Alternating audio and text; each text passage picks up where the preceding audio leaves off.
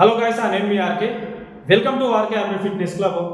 మన భారత్ పాకిస్తాన్ యుద్ధంలో చాలా చాలా అంటే మీకు యుద్ధం గురించి తెలుసు.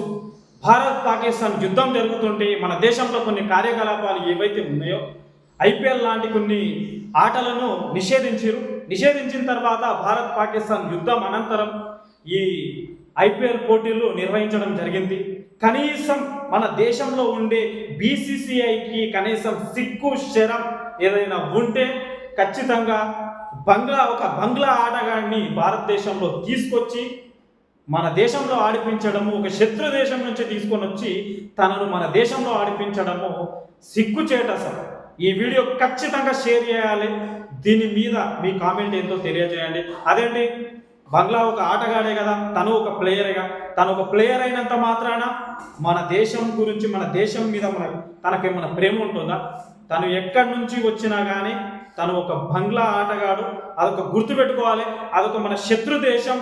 బంగ్లాలో ఉండే హిందువులను ఎంతో మందిని నిర్దాక్షణంగా చంపేయడం జరిగింది. మా మతంలోకి మారితే మా దేశంలో ఉంటారు, మా మతంలోకి మారకపోతే మీరు మా చేతుల్లో ఖచ్చితంగా కత్తుల దాడికి గురి కావాల్సిందే అని చెప్పేసి ఎన్నో వీడియోలు మనం చూసినాం. బంగ్లాదేశ్లో మన హిందువులకు, మన ఇండియన్స్కి జరిగిన అవమానం ఇంత అంత కాదు. దీని గురించి మీరు అందరూ ఆలోచన చేయాలి. అలాంటి బంగ్లా ఆటగాడిని తీసుకొని వచ్చి బీసీసీఐ ఢిల్లీ టీంలో ఆడిపోయడము చాలా ఫన్నీగా ఉంది.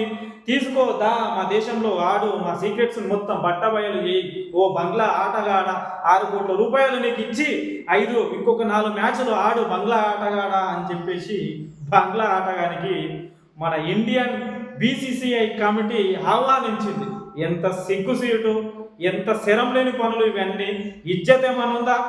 మన బీసీసీఐకి ఏమైనా ఇజ్జత్ ఉందా? భారత్లో ఏం జరుగుతుంది ఏంటి అనేది ఏమన్నా ఇజ్జత్ ఉందా? అసలు సిగ్గు శరం ఏమీ లేదు. బీసీసీఐకి కనీసం ఇంత జ్ఞానం కూడా లేదు. సో దీన్ని బట్టి మనం అర్థం చేసుకోవచ్చు. దీని మీద మీ కామెంట్స్ ఏంటో ఖచ్చితంగా తెలియజేయాలి. ఖచ్చితంగా మీ కామెంట్ రూపంలో ఖచ్చితంగా ముందరకు పెట్టాలి. ఖచ్చితంగా లైక్ అండ్ షేర్, సబ్స్క్రైబ్ చేసి మన ఛానల్ని ముందుకు పంపించండి.